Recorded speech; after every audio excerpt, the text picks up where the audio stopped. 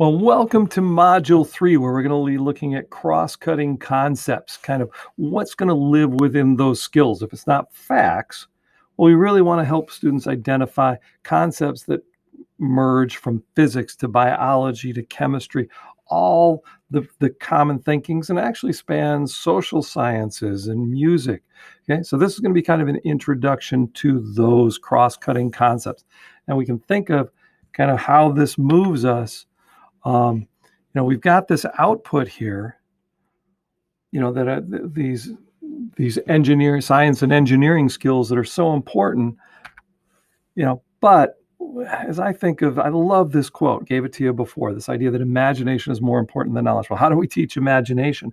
Imagination is really built of thinking skills. So how do we build those thinking skills? Okay. We need to add cross-cutting concepts. It's almost like a third dimension. I like to think of that. All right. That here we're just looking at this. Well, if I add the cross-cutting concepts, it becomes this. It takes our teaching and adds this whole new dimension. It adds interest. It adds understanding. It adds depth. It adds connections. It adds all the things that our brain needs. Okay.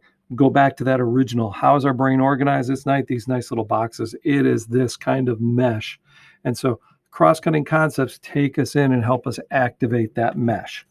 So it's really the third way that connects those core ideas, science and engineering skills, but hopefully you'll see how I can tie that in. Okay. For instance, I just find it to be the answer, when I'm doing these skills, these NAVIC, what should my kids be thinking about? What should go into their models? Why are they doing analysis? What are they looking for? Okay. And so I want to walk you through them just asking this. Let's say we picked models and my students are going to be making models. I want to introduce you to the 7 cross-cutting concepts because you could model any one of them. And that would be kind of how we would focus this. For instance, if we start with the first, cause and effect, okay, it could be a model of why is there lift through physics. Show me the cause, show me the effect, show me how it relates. You can probably think of dozens of examples right away of cause and effect. You could be building a model about it. But the reason for the model, to show me cause and effect. Okay, what about energy flow? Can you show me how energy flow flows through a food web or through an experiment or through a society or through a political movement? How does energy move? Again, you could make a model of it and a diagram, and we could have a debate about it from the evidence. Okay, it sets you up for all those other skills as well. Do you have data to back that up? Can you run an experiment related to it?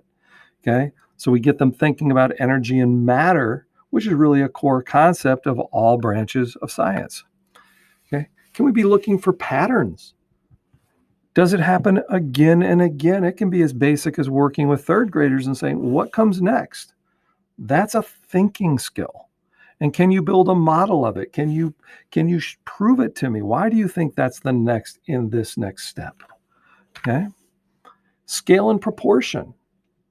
Can you, in your model, show me what works here? Okay, well, yeah, I'm trying to show the relative size of the planets and that 1,000 Earths fit inside Jupiter and 1,000,000 Earths fit inside the sun. And suddenly I have this problem because I want to draw, now I want to do scale and proportion to distance, but I got to put Mercury here and I got to put Pluto in the next neighborhood. Okay? Starting to understand that in proportion can be time as well. But great cross-cutting concept. Okay. Maybe you could show me stability and change. Maybe you could show me, model for me, what that equal sign means. What does that mean that things are stable on both sides? If I change one side, I have to change the other. Could we deal with just a simple teeter-totter and say, how does this work? We could talk about stability in society. We talk about stability between cultures, between political groups. Oh, so many ways you could do this. So build me a model of it. Okay, structure and function. Okay, why is that cell organized that way?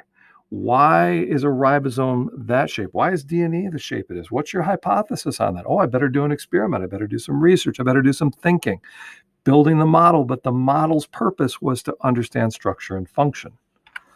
Okay, systems. How do things interrelate? What is the skeletal system? It doesn't have to be a big fancy system. Okay, can you build a skeleton out of macaroni and tell me how the knee bone's connected to the shin bone and so on? Could you talk about, oh, the digestive system and how food passes through that system, how those parts are interrelated? Perfect setup for a model. Okay, but systems are all around us, mathematical systems, ecological systems. The food web is a system. Okay, and but it helps.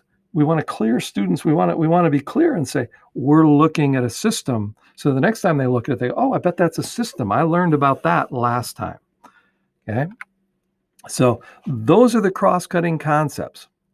And next, I'll talk a little bit more about how do we activate them? How does a teacher set up this for success? So that's the end of our first video of Module 3.